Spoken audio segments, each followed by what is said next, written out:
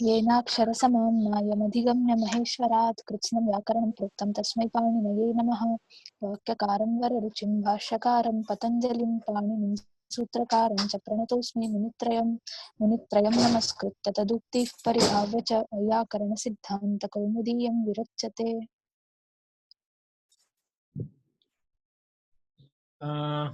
वयं कुत्र स्मः इदानीं? सः अस्यादिच्छन्दसि प्रगाथेषु।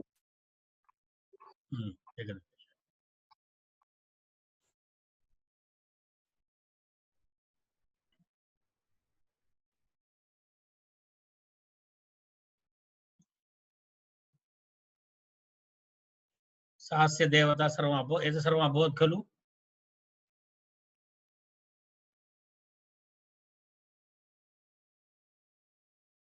आं सास्य देवता इति अधिकारः समाप्तः विषयो देशे विषयो देशे तथा अग्रे सूत्रत्रयं जातम्। अस्तु।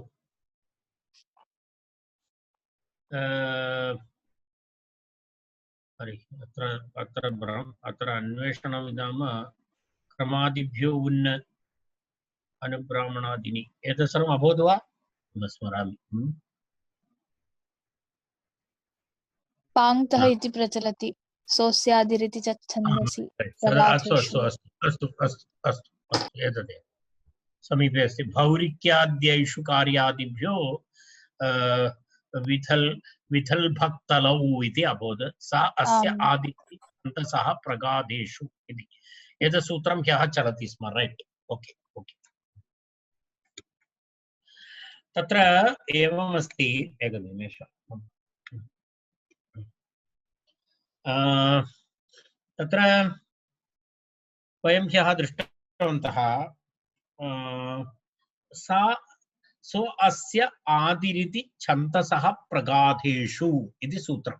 सो अस्य आदिरिति छन्दसः प्रगाथेषु। प्रगाथशब्दः तस्मिन् विषये अहं यः उक्तवान्, वस्तुतः वैदिक छन्दः छन्दांसि तत्र किं भवति, अक्षराणां गणनया भवति। सामान्यतः तत्र लघु गुरु इत्यादि विचारः न भवति। सामान्यतः वैदिक छन्दसि, सामान्य लौकिक छन्दसि वयं लघु गुरु इत्यादिकं पश्यामः। वैदिक छन्दसि अक्षरगणना भवति, सामान्यतः अक्षरगणना भवति। तर्हि तत्र प्रगाथ इति किञ्चित् विशिष्टप्रकारस्य छन्दानां ग्रथनमस्ति। तत् एवमस्ति, तत्र एकस्मिन् छन्दसि ऋचां तत्र समाहारः भवति। तद् वस्तुतः प्रगाथ इति उच्यते। अर्थात् तस्य नाम प्रगाथ इति। तत्र किं वदामः, एक ग्रूप् अस्ति, तद् एक लघु लघु गणः अस्ति। तर्हि तत्र प्रगाथ इति वदति, तस्य एक गणस्य नाम भवति। तर्हि तत्र यत् ऋक् तस्य आदौ भवति, तर्हि तदेव पाङ्क्तः इति। तत्र यः वयं तस्य प्रगाथस्य तत्र नामकरणं किं भवति, आदिमन्त्रः तत्र येन छन्दसा भवति तस्य नाम्ना तत् प्रसिद्धं भवति। अर्थात् द्वित्रिरुचः भवन्ति एकप्रगाथे। तत्र प्रथमः ऋक् यद् भवति तस्य नाम्ना स प्रगाथः प्रसिद्धः भवति, प्रथममन्त्रेण इति अस्ति। तर्हि तत्र एवं यदा मिनिमम तु त्रयः ऋचः तत्र अपेक्षिताः इति, तिस्रः ऋचः तत्र अपेक्षिताः सन्ति। तर्हि तत्र तद् अहं ह्यः वक्तुं किञ्चित् तद् उक्तवान् न। तत्र एकं सामत्रिचे क्रियते स्तोत्रियम् इति तत्र अस्ति। तथा एवं कदाचित् अन्तिमछन्दसां नाम्नापि प्रसिद्धं भवति, कदाचित् आदि भवति। सामान्यतः आदि ऋचः नाम्ना प्रसिद्धं भवति, परन्तु कुत्रचित् कदाचित् अन्तिमस्यापि भवितुम् अर्हति इति तत् सामान्यम् एकं विवरणम् उक्त्वा वयम् अग्रे गच्छामः। एतत् उदाहरणं वयं ह्यः दृष्टवन्तः। पङ्क्तिः आदिः अस्य इति पाङ्क्तः प्रघातः। प्रघातस्य नाम उक्तं पाङ्क्तः इति। तत्र तन्मध्ये एकं वार्तिकम् आगतं। तद् किं वदति इत्युक्ते स्वार्थम् उपसङ्ख्यानम् इति एकं वार्तिकं। स्वार्थम् उपसङ्ख्यानम् इति अस्ति। स्वार्थम् उपसङ्ख्यानम्। स्वार्थम् उपसङ्ख्यानम् इत्युक्ते तत्र किं भवति इत्युक्ते केचन प्रत्ययाः तत्र स्वार्थे अपि भवन्ति इत्यर्थः। स्वार्थे अपि भवन्ति। छन्तोवाचिभ्यः स्वार्थे अनादिप्रत्ययस्य उपसङ्ख्यानं कर्तव्यम् इति वार्तिकस्य अर्थः। बालमनोरमायां पश्यतु किमस्ति तत्र अस्तु पश्यतु पंक्ति स्वार्थ इति पश्यतु छन्दोवाचिभ्यः स्वार्थे अनादिप्रत्ययस्य उपसङ्ख्यानम् इत्यर्थः। कुत्रचित् अनादिप्रत्ययः इदानीं पर्यन्तं वयम् अनादिप्रत्ययानां कथं कृतवन्तः भिन्न भिन्न अर्थे भवति। समूहार्थे वा देवतार्थे वा अपत्यार्थे वा गोत्रार्थे वा एवं तद्धितप्रत्ययाः भवन्ति। परन्तु कुत्रचित् अनादिप्रत्ययाः स्वार्थे अपि भवन्ति। अर्थात् विशिष्य कोऽपि अर्थः न भवति, स्वार्थे भवति। तस्य स एव अर्थः इति। यथा उदाहरणाय पश्यतु त्रिष्टुभेव त्रैष्टुभम् इति अस्ति। त्रिष्टुभेव त्रैष्टुभम् अर्थात् त्रिष्टुप् शब्दात् अण् प्रत्ययः आगतः। अनेन वार्तिकेन अण् प्रत्ययः आगतः। तेन किं रूपं सिद्ध्यति? त्रैष्टुभम् इति रूपं सिद्ध्यति। किं रूपं सिद्ध्यति? त्रैष्टुभम् इति रूपं सिद्ध्यति। तर्हि त्रैष्टुभम् इति रूपस्य कः अर्थः? त्रैष्टुभम् इति रूपस्य अर्थः त्रिष्टुपेव। त्रिष्टुपेव त्रैष्टुभम् भिन्नार्थः नास्ति तस्य। इति स्वार्थे अपि अनादयः प्रत्ययाः भवितुम् अर्हन्ति भवन्ति इति एतस्य वार्तिकस्य आशयः। तदेव उक्तं पुनरेकवारं वार्तिकस्य अर्थं पश्यामः। छन्तोवाचिभ्यः स्वार्थे अनादिप्रत्ययस्य उपसङ्ख्यानम् इत्यर्थः। त्रैष्टुभम् इति क्लीपत्वं लोकात्। तत्र लोकव्यवहारः त्रैष्टुभम् इति तथा कथं त्रैष्टुभमिव त्रिष्टुप् इति अस्ति, त्रिष्टुप् अस्ति। तत्र अत्र त्रैष्टुभम् इति नपुंसकलिङ्गे अस्ति। तर्हि नपुंसकलिङ्गस्य प्रमाणं किम् इति पृच्छति चेत् क्लीपत्वं लोकात्। तत्र लोकव्यवहारः, लौकिकव्यवहारः। तत्र नपुंसके एव लौकिकव्यवहारः इति कृत्वा तत्र क्लीपत्वम् इति उक्तम्। अग्रे गच्छामः। अग्रिमं सूत्रं संग्रामे प्रयोजनयोद्धृभ्यः इति सूत्रं। संग्रामे प्रयोजनयोद्धृभ्यः। संग्रामः भवति। संग्रामे तु किमपि प्रयोजनम् उद्दिश्य एव संग्रामः भवति। संग्रामो नाम युद्धं। संग्रामो नाम युद्धं। युद्धस्य किमपि प्रयोजनं भवति, अनन्तरं युद्धे योद्धारः अपि भवन्ति। तदेव। तर्हि संग्रामे प्रयोजनयोद्धृभ्यः सो अस्य इति अनुवर्तते।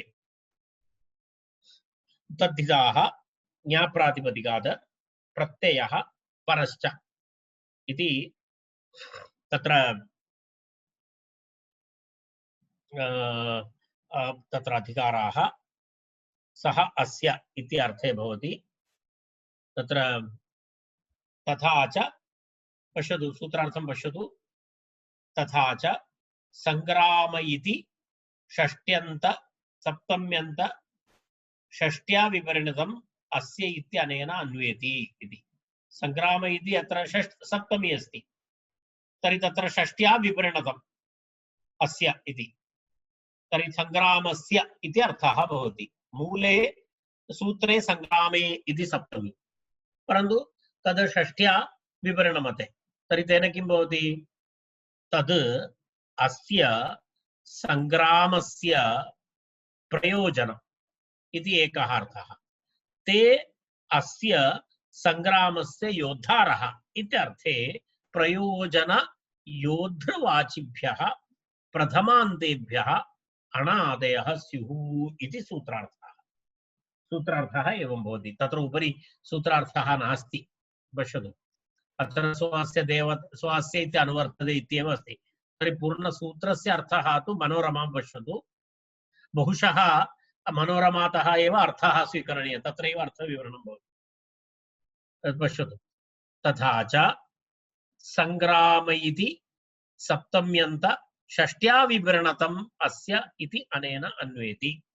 अर्थात् संग्राम शब्दः सप्तम्यन्ते अस्ति, पुनः षष्ट्या विवरणतम्, अर्थात् संग्रामस्य इति षष्ठी, तस्य अस्य इत्यनेन सह अन्वेति। तर्हि तद् अस्य संग्रामस्य प्रयोजनम्। अत्र प्रयोजनम् इति किमपि दृश्यते, मुद्रणदोषः। प्रयोजनम् इति अस्ति। ते अस्य संग्रामस्य योद्धारः इत्यर्थे प्रयोजन योद्धृवाजिभ्यः प्रथमान्तेभ्यः अणादयः स्युः इति अर्थः। अणादि प्रत्ययः स्युः इति।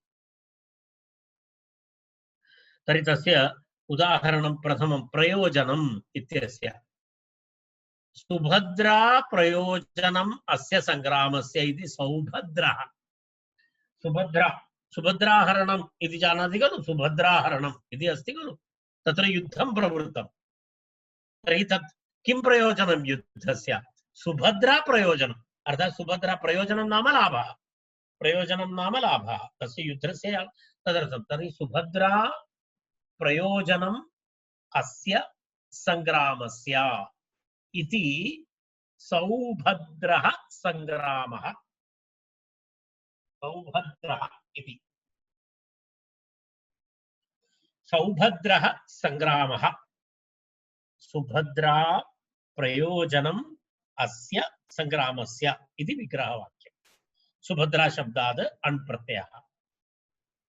सुभद्रा शब्दात् अण् प्रत्ययः। सुभद्रा शब्दात् अण् प्रत्ययः। अण् प्रत्ययः भवति चेत् सुभद्रा अण्ण आदिवृद्धि सौ सौभद्र आदिवृद्धि सौभद्र आ इति अकारलोपः सौभद्र आ सौभद्र सुप्रत्यये ऋत्वे विसर्गे सौभद्रः इति रूपं भवति।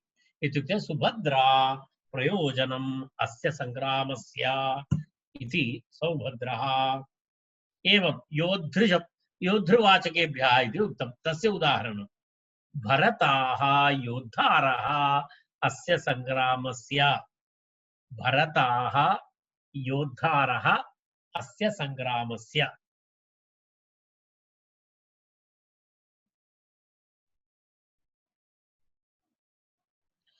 भरताः योद्धारः अस्य संग्रामस्य इत्यर्थे भारतः इति शब्दः। तत्र भरताः भरतकुलोत्पन्नाः भरताः ते वस्तुतः तत्र किमासीत्? भरताः योद्धारः। भरताः कोऽपि संग्रामः, तत्र योद्धारः के? भरताः, भरतवंशीयाः। तर्हि सः संग्रामः भारतः संग्रामः इति। महाभारत इति तत्र भारतसंग्रामः अस्ति खलु? भारतः संग्रामः इति। तर्हि एवमस्ति। तत्रापि एवमस्ति। भरतशब्दात् अण् प्रत्ययः। भरतशब्दात् अण् प्रत्ययः। भरतशब्दात् अण् प्रत्यये सति आदिवृद्धि भारत यस्येति च इति अकारलोपः भारत अभारत।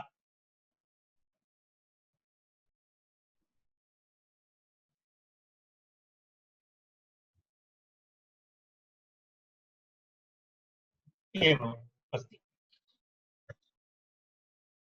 एवम् अत्र एवं कण्टिन्युवेशन् इति नास्ति। अत्र एकैक सूत्रस्य भिन्न भिन्न अर्थः भवति। तत्र तेन कारणेन भिन्न भिन्न अर्थे भवति। इदानीम् अपर अर्थः भिन्न अर्थः भवति। तदस्यां प्रहरणम् इति क्रीडायां नः न प्रत्ययविधायकं सूत्रम्। तद् अस्यां प्रहरणं, प्रहरणं नाम आयुधम्।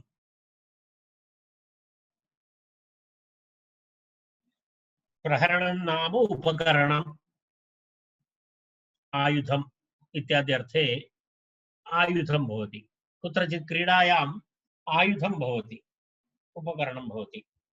तर्हि यत् कोऽपि उपकरणं भवति तद् अस्यां प्रहरणं, तद् अस्यां क्रीडायां प्रहरणम् इति। यदा कस्यांचित् क्रीडायां दण्डः प्रहरणम् इति चिन्तयतु, तर्हि दण्डशब्दात् न प्रत्ययः भवति। यदि कस्यचित् क्रीडायां मुष्टि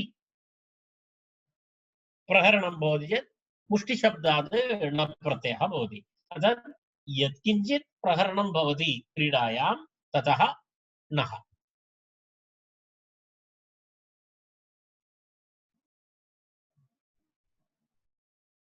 तद् अस्यां क्रीडायां प्रहरणम् इत्यर्थे प्रथमान्तात् प्रहरणवाचकात् न प्रत्ययः स्यात् इति सूत्रार्थः। अत्र सूत्रार्थः दत्तः अस्ति मनोरमायां। तद् अस्यां क्रीडायां प्रहरणम् इत्यर्थे प्रथमान्तात् प्रहरणवाचकात् न प्रत्ययः स्यात् इत्यर्थः। प्रहरणं नाम किमस्ति? प्रहरणं नाम प्रह्रियते अनेन इति प्रहरणम्। प्रह्रियते अनेन इति प्रहरणम्, आयुधम् इत्यर्थः। प्रहरणशब्दस्य विवरणं दत्तं, प्रह्रियते अनेन।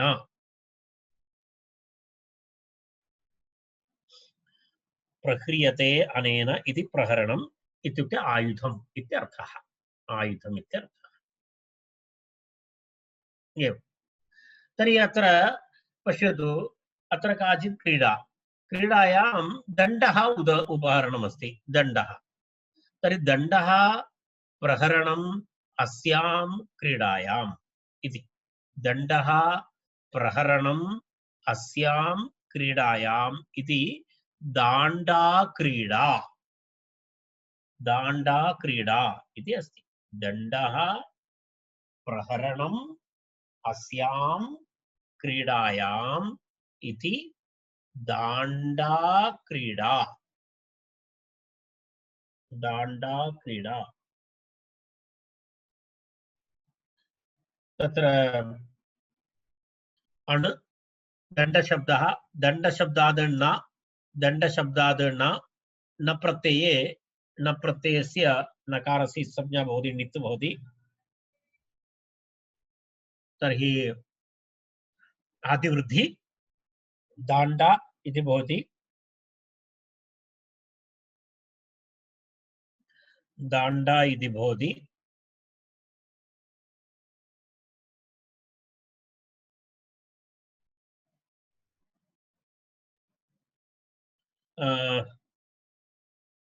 तदनन्तरं पुनः किं भवति? दाण्डा इति, दाण्डा इति तत्र टाप् प्रत्ययः दाण्डा इति। तदस्यां प्रहरणमिति क्रीडायां न इति। दण्डः प्रहरणम् अस्यां क्रीडायाम् इति दाण्डा क्रीडा, अजाद्यदष्टाप्, टाप् प्रत्यये टकारपकारयोः लोपे दाण्डा इति। तत्र अपरः शब्दः अस्ति मौष्टा। मौष्टा इति शब्दः, मौष्टा। मौष्टा इत्यस्य कः अर्थः? मुष्टिः, प्रहरणम् अस्यां क्रीडायाम् इति विग्रहः। मुष्टिः प्रहरणम् अस्यां क्रीडायाम् इति विग्रहः। अत्र दत्तमस्ति मुष्टिः प्रहरणम् अस्यां क्रीडायाम् इति विग्रहः। तर्हि मुष्टिशब्दात् न प्रत्ययः, नकारस्य लोपः, मुष्टि आ।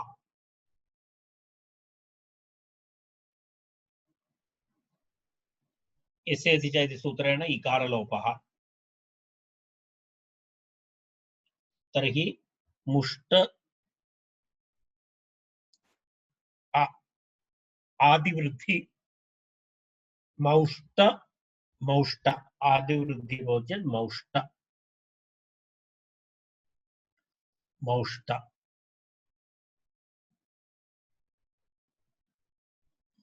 मौष्ट इति भवति अचाद्यतष्टाप् टाप् मौष्टा इति रूपं भवति मौष्टा इति रूपम्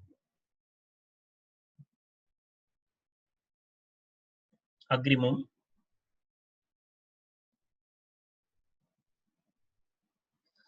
अग्रिमं सूत्रमस्ति किं सूत्रम् खञः सास्यां क्रियेति ञः इति सूत्रमस्ति खञः सास्यां क्रियेति ञः ञ प्रत्ययविधायकं सूत्रम् किमस्ति खञः सास्यां क्रिया इति ञः तद्धिताः ञाप्रातिपदिकात् प्रत्ययः परश्च इति अधि खञः इति खञन्त इति तत्र खञन्त क्रियावाची खञन्त क्रियावाची शब्दः खञन्त क्रियावाची प्रथमान्ततः यत्र स्त्रीलिङ्गे वाच्ये अस्याम् इति अस्ति सा अस्याम् इति अर्थात् स्त्रीलिङ्गे वाच्ये अस्याम् इत्यनन्तरं मृगयायाम् इत्यादि स्त्रीलिङ्गविशेष्यम् अध्याहार्यम् इति अस्ति तत्र किमस्ति मनोरमायां किञ्चित् विवरणं करोति अस्याम् इत्यनन्तरं मृगयायाम् इत्यादि अस्यां मृगयायाम् अथवा एवमेव तादृश अन्वयः करणीयः अध्याहारः करणीयः पश्यतु अस्याम् इत्यनन्तरं मृगयायाम् इत्यादि स्त्रीलिङ्गविशेष्यम् अध्याहार्यम् अस्याम् इति विशेषणं तेन सह मृगयायाम् इत्यादि अन्यत् सा क्रिया अस्यां मृगयादिक्रियायाम् इत्यर्थे पश्यतु आदि एवम् एकक्रिया नास्ति सा क्रिया सूत्रार्थः अस्ति सा क्रिया अस्यां मृगयादिक्रियायाम् इत्यर्थे खञन्त प्रकृतिक प्रथमान्तात् क्रियावाचिनः ञः स्यात् इत्यर्थः तत्र तस्य फलितम् उच्यते खञन्तात् क्रियावाचिनः प्रथमान्तात् अस्याम् इति सप्तम्यर्थे स्त्रीलिङ्गे ञ प्रत्ययः स्यात् इत्यर्थः किमस्ति तत्र एकवारं पुनः पश्यामः खञन्तात् खञ्जन्तशब्दाः भवन्ति अन्ये तद् उदाहरणाद्वयं पश्यामः ततः खञन्तात् यदा पातः इत्यादि शब्दाः भवन्ति खञन्तात् क्रियावाचिनः प्रथमान्तात् अस्याम् इति सप्तम्यर्थे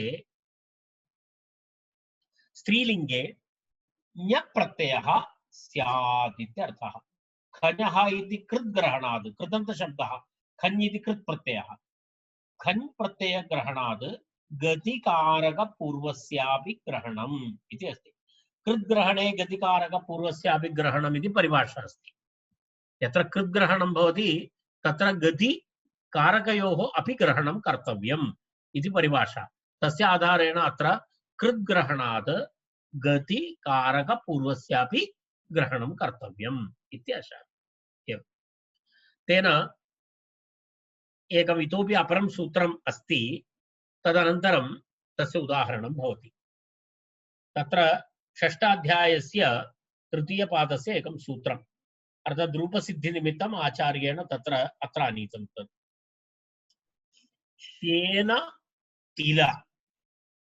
शेनतिलस्य पाते ञे इति अस्ति सूत्रम् शेनतिलस्य पाते ञे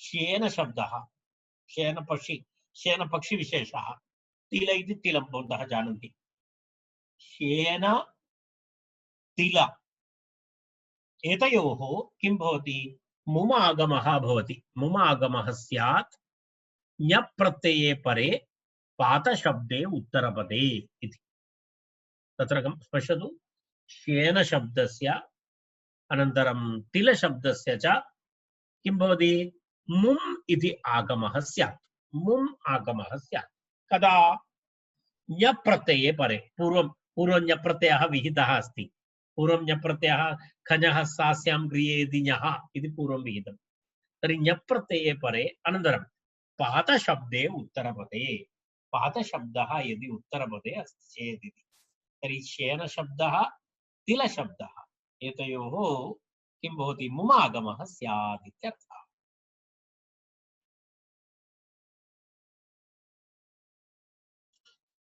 शेन पातः अस्यां वर्तते शैनं पाता मृगया इति मृगया शैनं पाता मृगया एकनिमेषः मम एक दूरवाणी आयाति एकनिमेषः गुरुपूर्णिमा अस्ति अस्तु शेनपातो अस्यां वर्तते इति शैनं पाता मृगया मृगयायाः नाम अस्ति शैनं पाता इति मृगया इति भवन्तः जानन्ति मृगया इति किं वदति किं तस्य नाम हण्डि विनोदः राज्ञां विनोदः मृगया तर्हि तत्र अस्ति तत्र किमस्ति मृगयार्थं शेनस्यापि शेनपक्षी तस्यापि उपयोगं करोति तर्हि तत्र किं भवति तस्य शेनपातः अस्यां क्रियायां वर्तते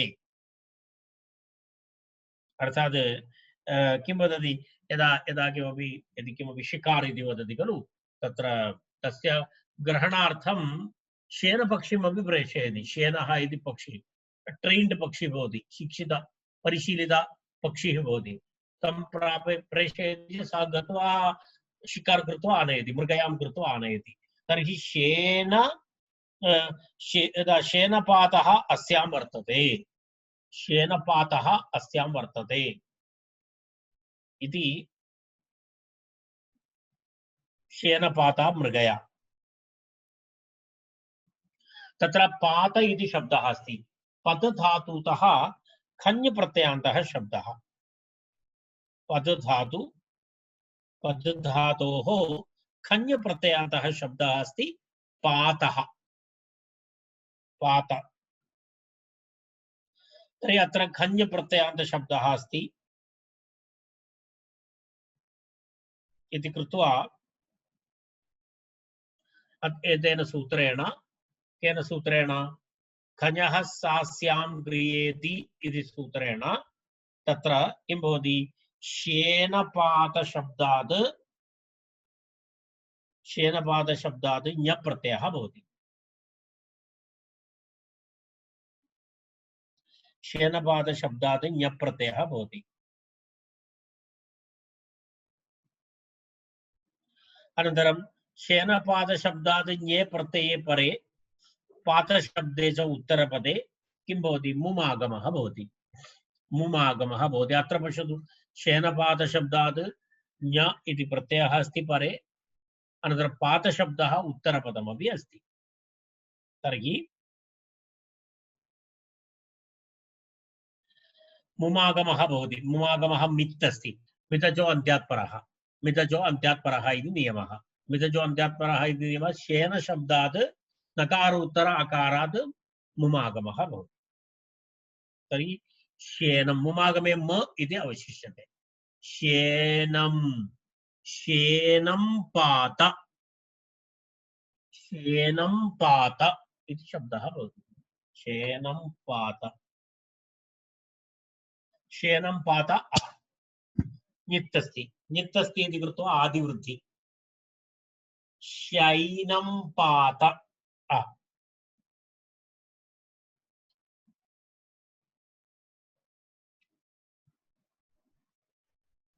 शयनं पात आ पुनः शयनं पात आ शयनं पात टापु प्रत्ययः स्त्रीतो विवक्षा अस्ति शयनं पाता इति स्त्रीलिङ्गे अस्ति स्त्रीतो विवक्षायां टापु प्रत्ययः अजाद्यतष्टा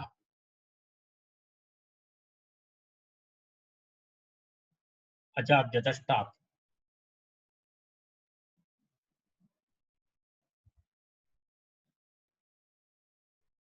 तर्हि शयनं पाता इति शब्दः भवति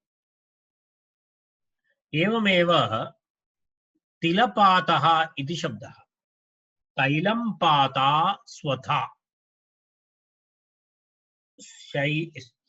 तैलं पाता स्वथा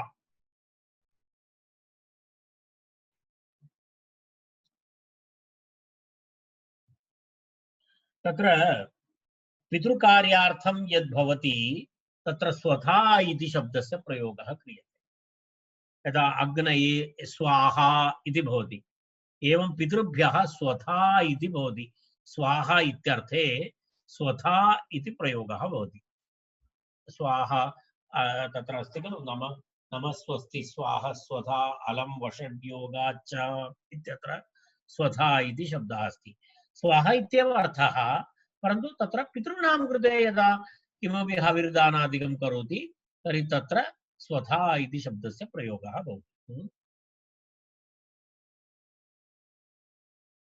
पितृकार्ये समर्पणवाचकः शब्दः अस्ति स्वधा देवकार्ये अस्ति चेत् स्वाहा इति भवति तत्र किमपि कुत्रचित् प्रमाणमपि अस्ति तस्य देवताभ्यः पितृभ्यश्च महायोगिभ्य एव च नमः स्वाहायै स्वधायै नित्यमेव नमो नमः इति तत्र विवरणग्रन्थे अस्ति तदेव तस्य प्रमाणम्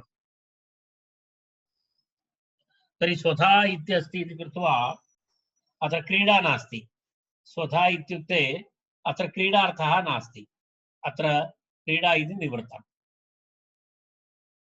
तर्हि तत्र किं भवति अत्र स्वधा शब्दः स्त्रीलिङ्गः पितृक्रियायां वर्तते इति मनोरमा पश्यतु